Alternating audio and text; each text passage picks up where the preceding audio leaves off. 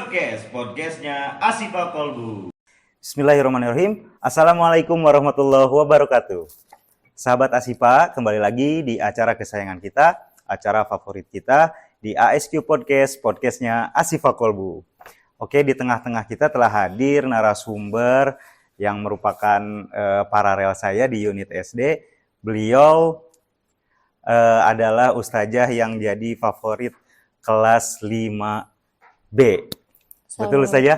Iya, betul Oke. sekali, Ustaz. Sahabat Asifa, mudah-mudahan Anda semua tetap menjalankan ibadah puasa dengan lancar. Begitupun ustazah yang satu ini mudah-mudahan diberi kelancaran dalam ibadah puasanya. Gimana ustazah kabarnya? Alhamdulillah sehat, baik. Gimana Ustaz, antum keadaannya? Alhamdulillah. Oh, alhamdulillah sehat. Oke, puasanya lancar ustazah? Alhamdulillah sampai detik ini diberi kelancaran puasanya oleh Allah. Semoga bisa tetap istiqomah. Amin ya Allah ya Rabbal Alamin. Oke, sahabat Asifa, kali ini kita akan mengangkat tema mengenai hal yang mungkin tabu ya untuk kita semua, yaitu peranan bahasa dalam dakwah Islam. Masya Allah sekali ya, kebetulan di sekolah kita juga ada ekstrakurikuler muhadoroh. Nah, itu adalah ekstrakurikuler yang ditujukan untuk anak-anak yang memang ingin berceramah dan ingin menjadi dai-dai cilik. Nah, mungkin peserta didik atau sahabat Asifa di rumah bertanya-tanya, harus seperti apa sih bahasa yang digunakan dalam berdakwah? Nah, kita akan kumpas tuntas di tema kali ini.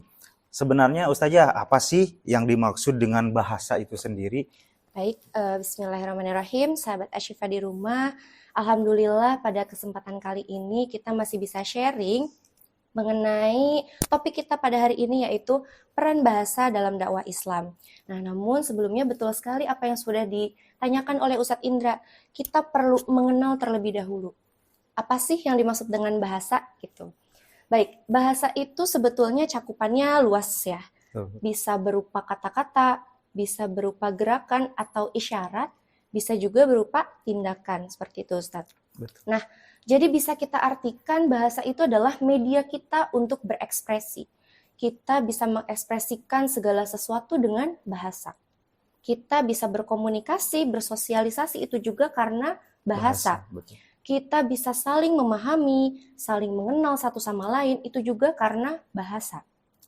Kita bisa belajar, bisa juga menebarkan kebaikan, itu juga melalui perantara bahasa. Jadi saya rasa setiap manusia di muka bumi ini memiliki bahasanya tersendiri gitu. Betul.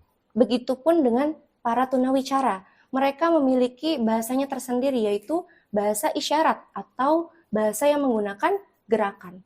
Seperti itu, Ustaz. Oke, jadi bisa kita simpulkan mungkin bahasa itu ada dua jenis ya, ada verbal dan ada non-verbal. Kalau verbal kan segala sesuatu yang keluar dari mulut kita, yang kita ucapkan, dan sebaliknya kalau non-verbal berarti berupa tindakan ya Ustazah? Berupa tindakan, gerakan, seperti itu. Iya, betul. Nah, selanjutnya, seberapa penting bahasa dalam kehidupan kita nih? Kan kita pasti ingin tahu nih, sepenting apa sih bahasa? Bagaimana kalau kita tidak menggunakan bahasa yang tepat, apakah akan berpengaruh pada hal-hal yang sangat urgent atau seperti apa? Boleh dijelaskan Ustazah? Baik, kalau ditanya seberapa penting sih bahasa bagi kehidupan kita, tentu bahasa itu memiliki peranan yang sangat penting ya. Betul. Dalam kehidupan kita. Karena bisa kita bayangkan gimana jadinya manusia di muka bumi ini tanpa bahasa. Pasti kita merasa sulit untuk melakukan kegiatan di muka bumi ini gitu ya. Karena mayoritas kegiatan yang kita lakukan semuanya perlu menggunakan bahasa. Maka dari itu bersyukur kepada Allah Subhanahu wa taala kita diberikan kehidupan yang layak saat ini. Lalu Allah juga sudah menciptakan bumi dan isinya ini dengan sempurna. Bahkan Allah sudah mengatur cara kita hidup di muka bumi ini, yaitu dengan cara berbahasa. Betul. Gitu, dengan cara menggunakan bahasa. Itu sudah Allah atur semuanya. Nah, sekarang hal yang perlu kita lakukan sebagai manusia, karena Allah sudah menciptakan bumi dan seisinya ini dengan sempurna, maka hal yang perlu kita lakukan adalah berhati-hati dalam penggunaan bahasa. Betul. Karena seringkali mungkin kita masih mudah untuk berkata kasar, mudah untuk berkata kotor, atau mungkin menyakiti hati orang lain gitu. Sebaiknya dari cara kita berbahasa harus memilah dan memilih bahasa mana yang sekiranya bisa diterima oleh orang lain, seperti itu Ustadz. Nah, selain itu juga karena bahasa ini memiliki peranan yang sangat penting dalam kehidupan kita, bahasa itu bisa mempengaruhi pikiran dan juga tindakan orang lain. Jika kita tidak berhati-hati dalam penggunaan bahasanya, bisa jadi bahasa yang kita utarakan bisa mempengaruhi pikiran dan juga tindakan orang lain dalam hal keburukan. Betul. Ya, na'udzubillah summa na'udzubillah gitu ya. Jangan sampai bahasa yang kita utarakan ini bisa mempengaruhi orang lain gitu dalam hal keburukan. Ya, syukur-syukur kita gunakan lisan kita ini untuk hal kebaikan, seperti itu Ustaz. Oke, Masya Allah. Jadi sering kita dengar istilah mulutmu harimaumu. Ya, betul sekali. Jadi jangan sampai apa yang keluar dari mulut kita merugikan untuk diri kita sendiri, apalagi untuk orang lain. Iya. Nah, kan saya pernah dengar kalau nggak salah dari Rara Nusa, anak saya sering nonton tuh Rara Nusa, ada lagunya seperti ini ya, berkata baik atau diam. Jadi kalau kita tidak bisa berkata baik, lebih baik diam saja, karena itu akan lebih berpahala mungkin daripada kita menyampaikan hal-hal yang merugikan, begitu ya. Nah, kita kaitkan nih Ustazah kepada dakwah itu sendiri. Jadi apa hubungan antara bahasa dengan dakwah nih? Jadi kita kaitkan nih, jadi agar sahabat Asyifa di rumah tidak keliru menggunakan bahasa dalam berdakwah. Silakan Ustazah. Baik. Sebelum itu kita kenalan dulu. Apa sih yang dimaksud dengan dakwah? Iya. Dakwah itu asalnya dari bahasa Arab. Da'a, yad'u, dakwah. Artinya ajakan atau panggilan. Jadi bisa kita artikan dakwah itu adalah penyampaian pesan atau ajakan kepada orang lain agar orang lain itu mau untuk mengenal, mau untuk mempelajari, mau untuk mengamalkan amalan yang sesuai dengan syariat Islam, seperti itu. Nah, sekarang apa hubungannya dengan bahasa? Jadi ketika kita ingin menyampaikan pesan kepada orang lain, tentu melalui media, ya, sarana, yaitu dengan bahasa. Nah, seringkali dakwah itu tidak bisa sampai atau pesan itu tidak bisa sampai atau tidak bisa diterima oleh sasaran tersebut karena mungkin penyampaiannya yang salah, penyampaiannya yang kurang berkenan. Sehingga ketika kita ingin menyampaikan pesan kepada orang lain, harus memilah dan juga memilih kata-kata yang seperti apa gitu, yang memang bisa diterima oleh mereka gitu. Harus kita kemas bahasanya supaya pesan yang kita sampaikan bisa sampai kepada tujuan atau sasaran kita, seperti itu. Itu adalah hubungan bahasa dengan dakwah. Nah, dan yang perlu kita pahami juga, dakwah itu sebetulnya bukan hanya ceramah di depan halayak umum saja gitu. Kita menyampaikan pesan kepada teman kita, kerabat kita, atau bahkan sesama muslim, selama pesan ini mengandung ajaran agama gitu yang sesuai dengan syariat Islam, itu disebut dakwah. Contoh, kita mengingatkan teman kita untuk selalu berkata yang baik, itu dakwah. Kita memotivasi anak didik kita untuk belajar dengan giat, itu dakwah. Dari hal yang paling kecil, selama pesan itu mengandung ajaran kebaikan, itu adalah dakwah, seperti itu Ustaz. Jadi sebaiknya ketika kita ingin berdakwah, kita harus lihat dulu sasaran kita siapa.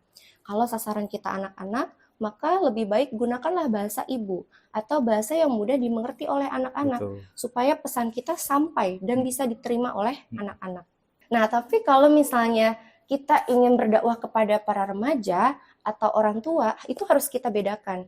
Mungkin kita bisa mengemas bahasa kita supaya bahasa kita ini lebih menarik, lebih mudah diterima oleh kaum remaja gitu. Begitupun dengan orang tua. Gimana caranya bahasa kita ini santun, tetapi mungkin berkenan gitu di hati orang tua. Seperti itu, Ustaz. Oke. Iya, jadi jangan sampai sahabat Asyifa yang biasa muhadoroh, yang biasa berceramah menggunakan bahasa yang tidak dimengerti oleh target dakwah kita. Jangan sampai dakwahnya panjang lebar tapi percuma kalau ini memang bahasanya tidak sesuai atau tidak pas ya. Nah, itu saja. Sebenarnya kan segala sesuatu baik bahasa maupun dakwah itu semuanya sudah diatur dalam Al-Qur'an nih. Ada nggak sih ayatnya yang memang benar-benar mengatur bagaimana cara kita menggunakan bahasa dalam berdakwah, Ustazah? Silakan. Terima kasih Ustaz Indra. Seperti yang kita ketahui, Al-Quran itu pedoman kita ya. Jadi cara kita bertutur kata itu dalam berdakwah sudah tertulis di dalam Al-Quran. Jadi di dalam Al-Quran itu ada 6 cara kita bertutur kata dalam berdakwah. Betul. Yang pertama, berdakwah dengan cara qaulan layyina. Qaulan itu artinya perkataan, layyina itu artinya lembut. Jadi perkataan yang lembut. Nah, maksudnya apa perkataan yang lembut?